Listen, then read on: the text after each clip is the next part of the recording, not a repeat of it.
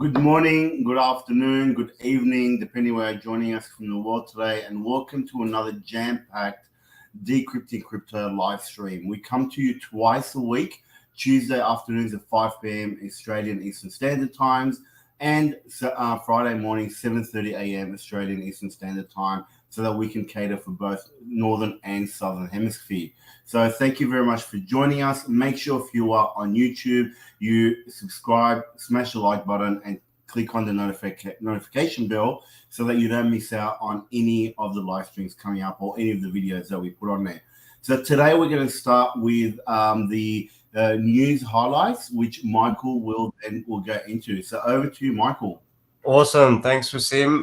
Good morning, good evening, everyone, wherever you are.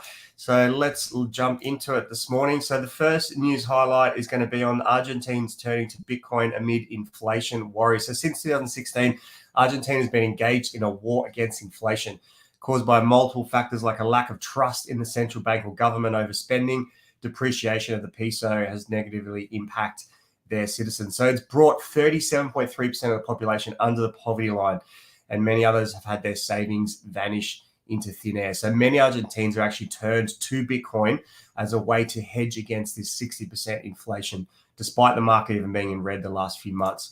And so, yeah, in one of the intelligence reports by Reuters, it was found that the crypto penetration in Argentina reached 12%, which is double that of Peru, Mexico, and other countries. So just an example of how people really have nowhere to go in some of these countries where inflation is rampant.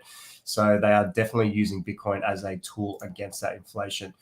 Next one is going to be on Argo. CEO Peter Walls claims Bitcoin is gold 2.0 and will become a hedge against inflation. So he's a leading CEO of a leading crypto mining company. Argo told CNBC that Bitcoin is gold 2.0 and eventually become a hedge against inflation. So although he is very sure that Bitcoin will become gold 2.0, Wall said that the macro outlook for risky assets is still not great at this point in time.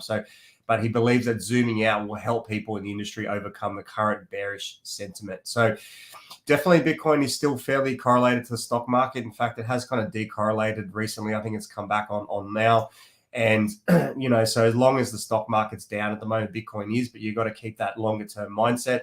And if it keeps dropping in price, you just got to keep accumulating. Obviously not financial advice, but that's also our viewpoints as well.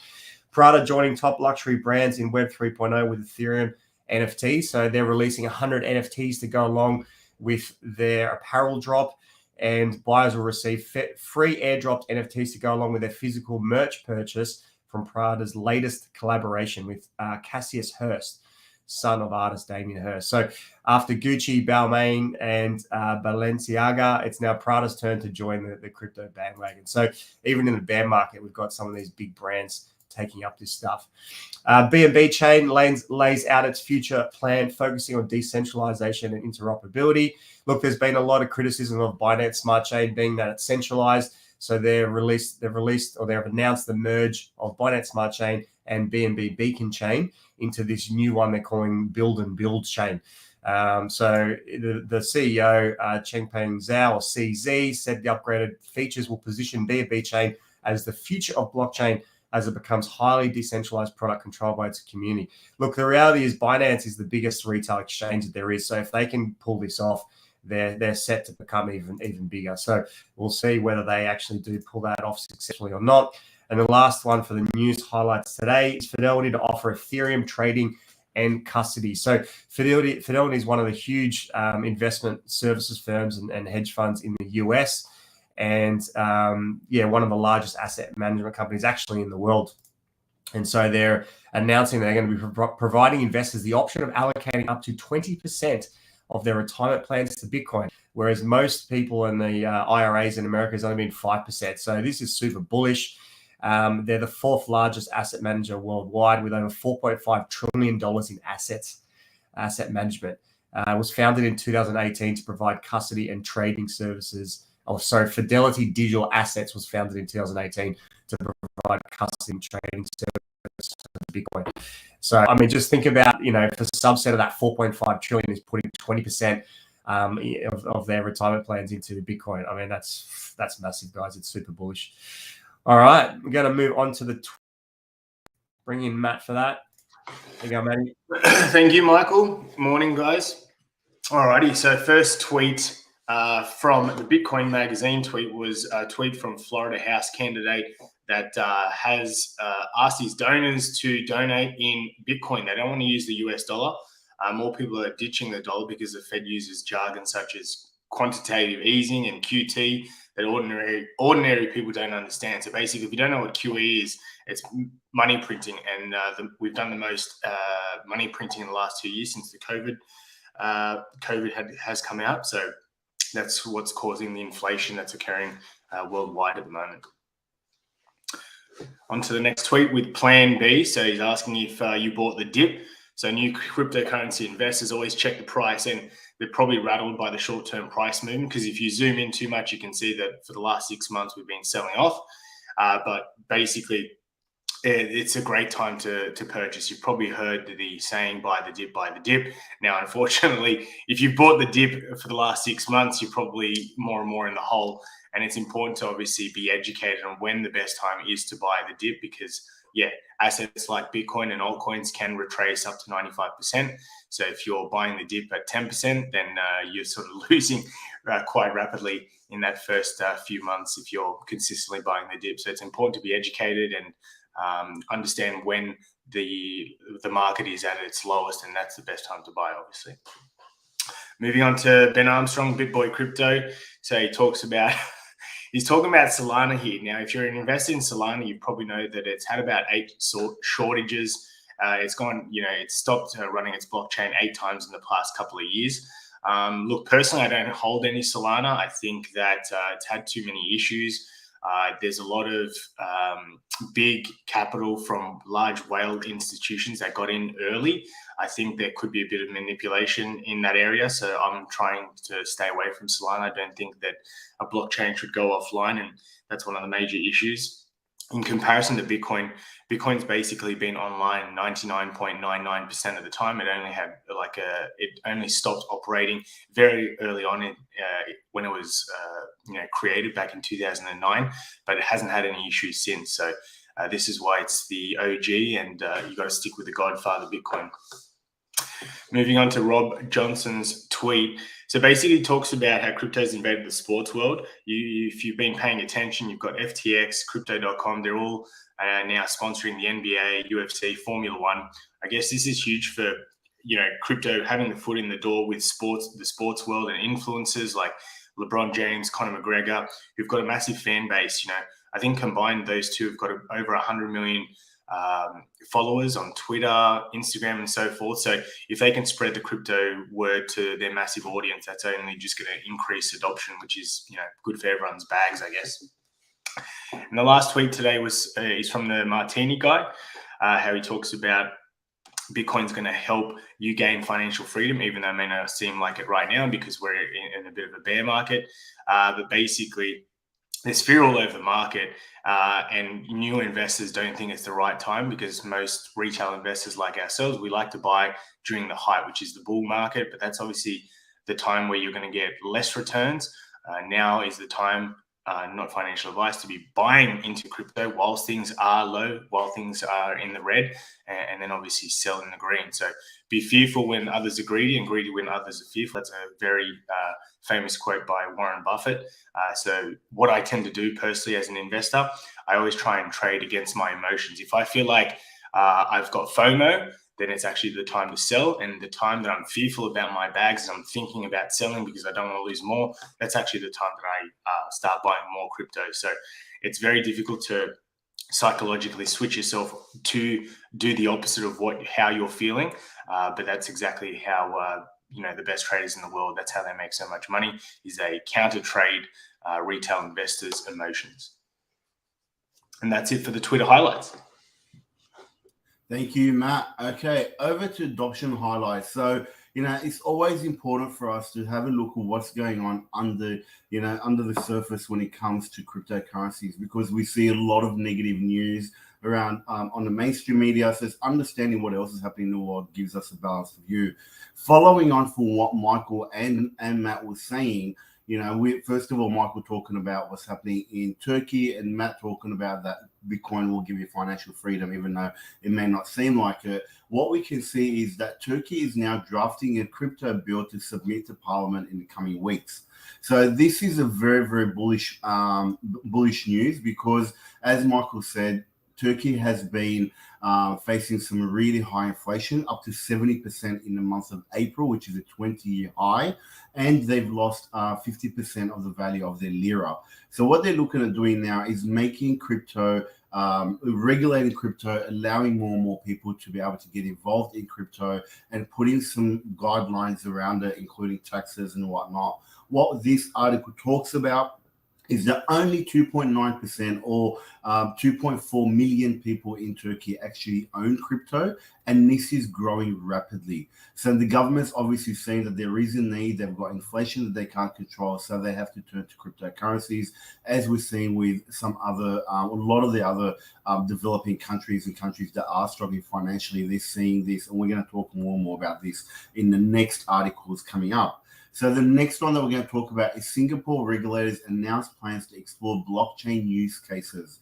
So we've been talking about this for a long time, that blockchain technology is and will affect almost every single industry out there, whether it's supply chains, whether it's education, record keeping, healthcare, etc. These blockchain technologies will affect that. And this now is showing that the Monetary Authority of Singapore announced on Tuesday that it plans to research use cases for decentralized finance on public blockchains. Now, in a statement, they said that defined tokenization is the process of digitally representing assets or items of value through smart contracts on blockchain. This allows high-value financial and real economy assets to be fractionalized and exchanged over the internet on a P2P basis. We've been talking about, one of the big things that we focus here on Breakout Solutions is decentralized finance, DeFi, because we believe it's the future of finance. It's a more fairer, being decentralized makes it more accessible to everyone. And what Han Kui-yan, group head of planning and strategy at DBS, said in a statement, "We believe that these early explorations in DeFi solutions will ensure the competitiveness and relevance of Singapore as cutting-edge financial center." Now, this goes back to what we were saying about developing countries looking at cryptocurrencies and decentralized finance and Bitcoin as a way for them to have financial inclusion, to move away from traditional financial systems, and they are they're on the forefront and front of the wave on this, and will benefit greatly. Singapore is starting to see this, and they're starting to adopt it. So the more adoption we have, the more of these use cases that governments and organizations and institutes see around the world, the more we're going to see the future of cryptocurrencies and blockchain and digital assets be very, very fruitful for those that are getting in. Next one is MoneyGram CEO bets stablecoins remittance are the future despite the chaos in the sector. So we've seen over the past few weeks the whole fiasco with Luna and UST, and a death spiral that went through, going down to almost zero. But even though there is a lot of there's a lot of chaos in the sector around stablecoins right now, MoneyGram, which is one of the largest money transfer, money remittance companies in the world, they are looking at using stablecoins to be able to settle remittances around the world. So when you are sending money around the world to other people, when you're making payments and so forth. So this is another very, very bullish news. They have done a partnership with Stellar XLM blockchain to be able to facilitate sending stable coins and covering them through hard currency. Moving on to Tower Bank, Panama's top 30 bank, is now Bitcoin friendly and welcomes crypto services. So one of the biggest challenges that has faced crypto over the past 13 years or so that crypto has been around is the pushback from banks. Now, I want to refer back to a saying by Nicholas Klein. He says, first they ignore you, then they will ridicule you, then they attack you and want to burn you, and then they build momentum to you. And we're starting to see this now. first Bitcoin, and it was ridiculed. Then it was attacked, and we're going to speak about that. There's a lot of FUD around Bitcoin, like for example, being used by criminal activity. Then they start making fun of it, saying like, you see Warren Buffett talking about Bitcoin being rat poison and having no value. And then they start changing, they start building momentum towards you. So what we're seeing here with Tower Bank, now they're starting to allow the Panamanian citizens to be able to open up accounts and exchange or send money from their bank account to exchanges. Now, there are limitations on that at the moment. It's a limit of $5,000 maximum, but this is a great move by a bank who's now allowing their people to be able to exchange or send money from their bank accounts to exchanges without any hassles. If you've been in crypto, and many of us have faced this, I know I have, where you're trying to send money from your bank account, even though it's your money. Once you want to send the bank blocks it. They want to get on the phone. They want to, verify it, et cetera, all in an effort to reduce people and scare people from getting to crypto. Now they're starting to change its tune, which is great news for us. Jumping on with him. Gonna shift over to Matt for the market update now. No worries. All right, let's do it, Manny. I'm going to bring you on, buddy. So you're front and center. Show us what's happening. All right, guys. Yeah, so let's quickly look at the S&P, because this is really going to dictate what Bitcoin does, I guess, for the remainder of the week and the weekend. So we spoke about on Tuesday on the market update that the S&P hit some resistance and started rolling over. I was expecting a little bit more downside, to be honest, but it looks like we have now broken through resistance and we've closed a daily candle above that resistance line. So this is good news. This hopefully will bleed into Bitcoin, and we've kind of seen a bit of a slow rally over the last sort of 24 hours in Bitcoin since that 9% dump. Now, this is, in a way, this is a very interesting pattern right here. This is what's called a bear flag. Now, will this obviously play out? We're yet to see, but basically, I have this sort of trend line that I've drawn right here. If we do seem to close a 1 or 4 hour candle below this trend line, I would assume that we come down a little bit lower. And what you can do to normally sort of measure out where the potential breakdown might be, looks like it'd be very close to that previous sort of capitulation week that we had here on the 26th of May. So that's just something that I'm looking at for right now. We also do have some resistance right up here around 30,700. So if we can break through that again, I think we're going to retest these local highs in the short term. Now, the S&P and Bitcoin has made a bit of a recovery because money is flowing back out of the DXY. So this is very interesting because this has a negative correlation with Bitcoin. Basically, when this pumps, Bitcoin goes down. When this retraces, Bitcoin tends to pump. So right now we've seen a bit of a retracement since it hit $105. I can see that money flow is exiting the DXY, and that's hopefully going back into the S&P and Bitcoin on the short term. Lastly, we're looking at Bitcoin dominance. I can see that the money flow is still increasing quite rapidly into Bitcoin, which basically means that altcoins are bleeding against Bitcoin. My target for this first target is going to be 47% and then around 48%. And when we hit these local percentages, I expect Bitcoin to start, the money made from Bitcoin, so the profit made in Bitcoin probably will start rolling back into some altcoins. I'm not going to say that it's altcoin season because I think we're in a bear market, but we'll probably see some altcoins starting to have a couple of weeks of pumpage once we reach these highs. And that's all for the market update, Michael.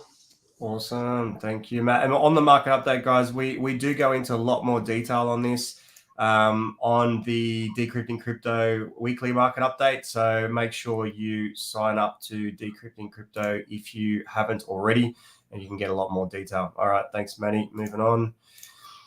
Cool, guys. So next one is going to be, we've got an event, a really exciting event coming up in a few weeks' time. We're basically going to reveal the 5 steps that you need in order to leverage digital assets to create wealth like the super rich do, and without a lot of time or technical know-how. So we're going to go into like, what is the knowledge that you need to be able to pull this off? What are the strategies in order to exponentially grow your digital asset portfolio? How to leverage it for hundreds of dollars a day passive income, or in my case, thousands, and how to protect the gains that you've worked so hard to create. So these are basically all the secrets that our team has used, both myself, Matt, and others, For me, I've allowed me to 20x my portfolio and generating between 1 and 2K a day from that portfolio. So this is good stuff, guys. This is not an event you want to miss. We're also going to be giving away over 60,000 USD in prizes. So I definitely think you want to be on this event to even get a crack at that, if not the information that we're going to be sharing. So hope to see you guys all there. So I'm going to keep switching gears now. Going to jump onto Altcoin Corner. So this is every week we cover a new altcoin, or not necessarily a new one, just an altcoin that could be new, could be one that we've put to our members, one of our portfolios or anything like that. This week, I do want to talk a little bit about Engine Coin. Okay, Engine Coin, the ticker is ENJ. Engine Coin is a bit of a superstar in the gaming space. So it's a company that provides an ecosystem of interconnected blockchain-based gaming products. Its flagship offering is the Engine Network, which is a social gaming platform through which users can create websites, clans, chat, and host virtual item stores. So essentially, Engine allows game developers to tokenize in-game items on the Ethereum blockchain. It uses Engine Coin, which is an ERC20 token, to back the digital assets issued using its platform. So items can be bought, sold, and traded with real-world value. Super innovative. It's essentially a digital store of value used to back the value of blockchain assets like NFTs and whatever else. So with a huge array of games and an entire community built around it, developers and companies can use Engine's built-in services to market their offerings. Its potential is huge, and it's already been approved by massive companies such as blockchain.com, crypto.com, Binance, and Microsoft. We believe Engine and its utility is going to become a blue chip of the gaming and metaverse arena, and it's going to achieve huge success over time. If you were to look up the price, you'll see that it's down quite a lot from the all-time highs, just like every other project is at the moment. So not financial advice, but there's definitely a couple hints in there for you. Okay, moving on, we're going to bring Wasim in for the great financial education. Thank you, Michael. Look, this week we had in Australia, we had ABC, which is a free-to-air channel. They got a show called Four Corners, and they did a show around cryptocurrencies and digging in between it. And one of the things that they did, or they said, was that cryptocurrencies is predominantly used for illicit and criminal activity by criminal organizations. Now, this is something that is completely false, and although there is some truth to it in the sense that there is some people in cryptocurrencies that use it for illegal activity, the reality is we need to have a balanced view and look at how much of this is actually true. Before we get into that, we need to first of all have a look at other financial instruments. Now, we know 100% that every criminal organization has always used cash as the way to fund themselves. We see memes around on the internet about every American dollar having traces of cocaine on it. And we see many, drug busts and criminal busts where they find, millions and millions of dollars, gold, and so forth. So it's not the first time that criminals use financial instruments. But when we dig a little bit deeper, we look at what the institutions are doing. It only takes a small search on the internet to have a look at, the big banks like, you've got JP Morgan, HSBC, Deutsche Bank, Australia's ANZ Bank, all have had their fair share of scandals when it comes to their dealings with organized crime and drug cartels and the like. You do a quick search on all of these and you can see these in some major mainstream media where these banks have had their scandals with it. So it's not the first time that, financial instruments are used. In fact, every financial instrument has been used by criminal elements. So if we are going to have a zero tolerance attitude towards this in crypto, we also need to have it towards elsewhere. Now, a recent report that came out a couple of years ago showed that back in 2019, it was about 2.4% of cryptocurrency transactions were used for illegal activity and organized crime, which was around, at the time, was around $21.4 billion worth of transfers. In 2020, this came down to 0.34%. So that means 99.66% of cryptocurrency transactions are legitimate, and only 0.34% are used by criminal activity and illicit illicit organizations. Now, the United Nations have also come out and said that anywhere between 2 to 5% of the global GDP is used by criminal organizations. That is $1.6 to $4 trillion of money being transferred around the world using other financial instruments other than cryptocurrencies, compared to $10 billion in 2020 on cryptocurrencies.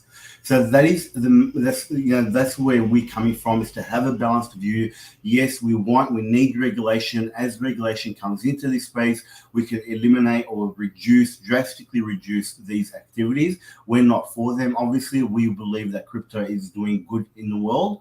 And to have a look at the flip side of what good crypto has done, if we just do a quick search again on YouTube, like for example, we've got the Sun Exchange here that Michael's brought up. This is an amazing humanitarian project where anybody in the West can invest in solar panels in Africa. These solar panels are then installed on houses in Africa where the occupants of the households get free electricity, and any extra electricity is then sold to the grid and the investor gets that. So this is something innovative. We've seen, there's an interview on Bitcoin Magazine's YouTube channel called Bitcoin is Freedom, where they have 3 human rights activists from North Korea, Togo, and Palestine, where these activists are being able to use Bitcoin to be able to send that to the people in those oppressed countries where the financial system doesn't allow them to be able to thrive. So they're able to do that outside of that and be able to resist against the oppression that these people are under. So it's always important for us to have a balanced view when it comes to these things. When we look at it, always look at the other side. Over to you, Michael, to close us off for today.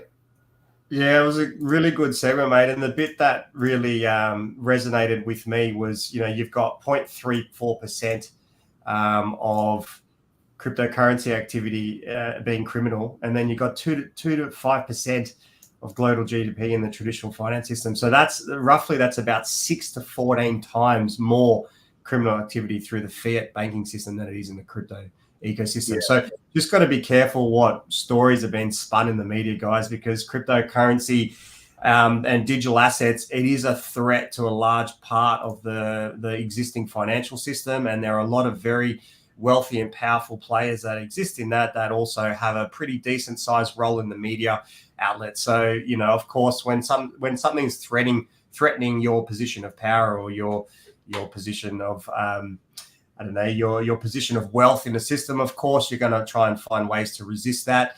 But, an open, fair trading system like what digital assets is providing will mean that the free market will eventually start to take over. And, we're seeing spurts of that through all these bull runs and all the rest of it. And during the bear runs, we have all these projects that are just continuing to build. So eventually when that interest comes back, the technology is going to be even better. So, that's how we see things. Obviously, you might have your own views, but I thought that was a very eye-opening article in the way that you presented that with him. So nice work.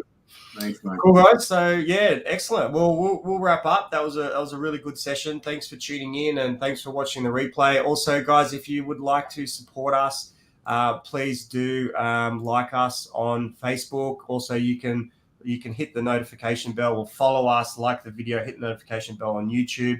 And if you do want to grab the free Decrypting Crypto pack, definitely recommend you do grab that. We had some more feedback today from someone who did the Decrypting Crypto course and was unbelievably impressed with the content and how succinct it was and how easy it was for them to digest and learn a lot about cryptocurrency. So it's free, guys. Jump in there, have a look around, and also get into the community. We have a great Slack community where we cover lots of stuff, news updates, tip tricks, everything to keep you updated on everything that's happening in crypto. So please take advantage of the free stuff that we're providing because it is high value. And I can promise you a lot of effort from our team of nearly 20 people goes into delivering all this to you guys so you can benefit from digital assets just like we are. So thank you very much. and we'll see you next week. Have a great weekend. Thanks, guys. Have a great weekend. See you on Tuesday.